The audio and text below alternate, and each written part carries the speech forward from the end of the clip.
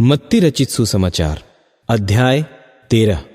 उसी दिन यीशु घर से निकलकर झील के किनारे जा बैठा और उसके पास ऐसी बड़ी भीड़ इकट्ठी हुई कि वह नाव पर चढ़ गया और सारी भीड़ किनारे पर खड़ी रही।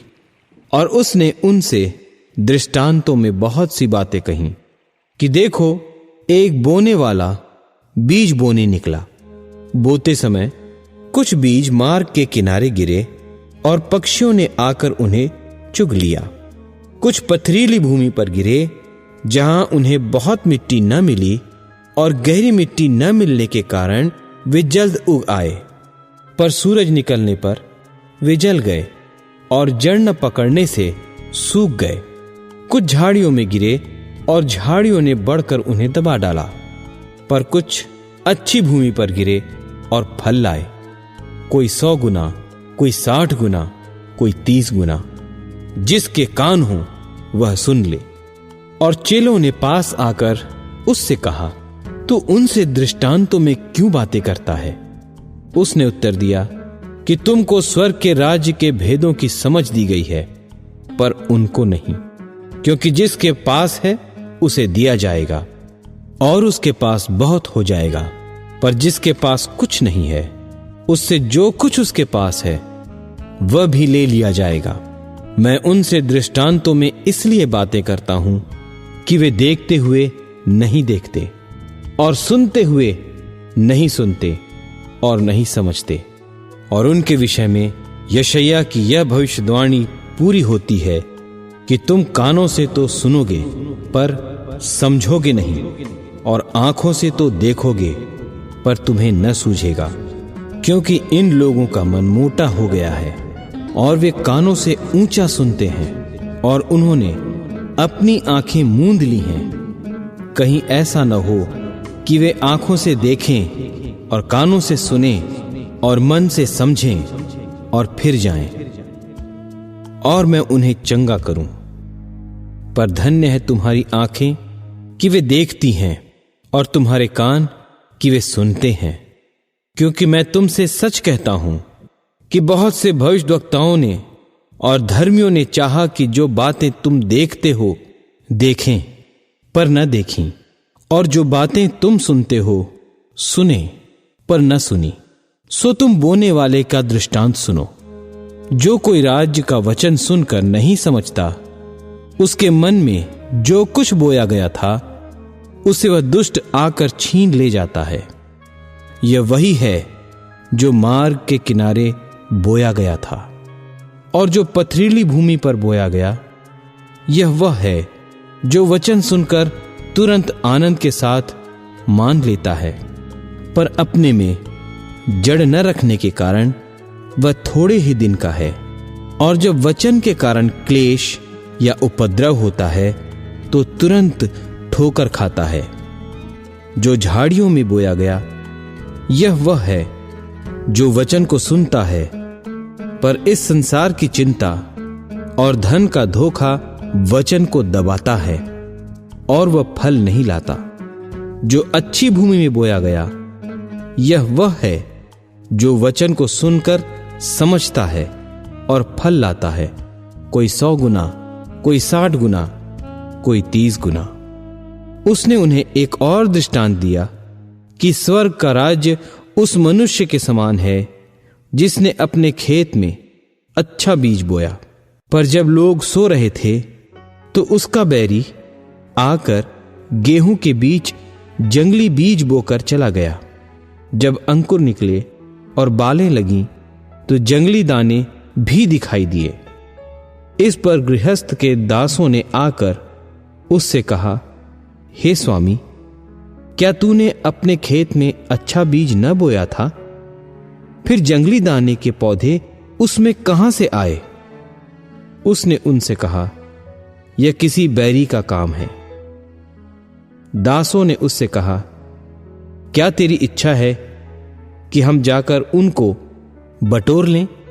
उसने उनसे कहा, ऐसा नहीं, न हो कि जंगली दाने के पौधे बटोरते हुए उनके साथ गेहूं भी उखाड़ लो।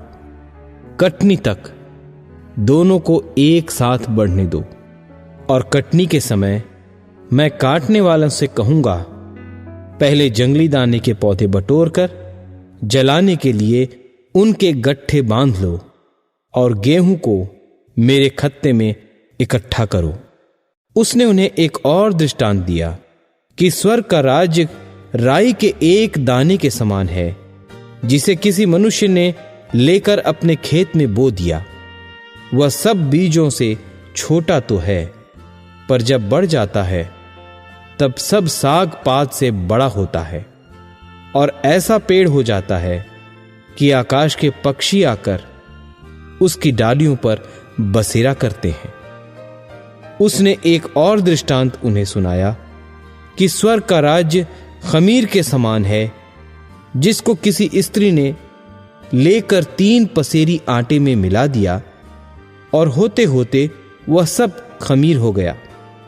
ये सब बातें यीशु ने दृष्टांतों में लोगों से कहीं, और बिना दृष्टांत वह उनसे कुछ न कहता था, कि जो वचन भविष्यद्वक्ता के द्वारा कहा गया था वह पूरा हो, कि मैं दृष्टांत कहने को अपना मुंह खोलूंगा।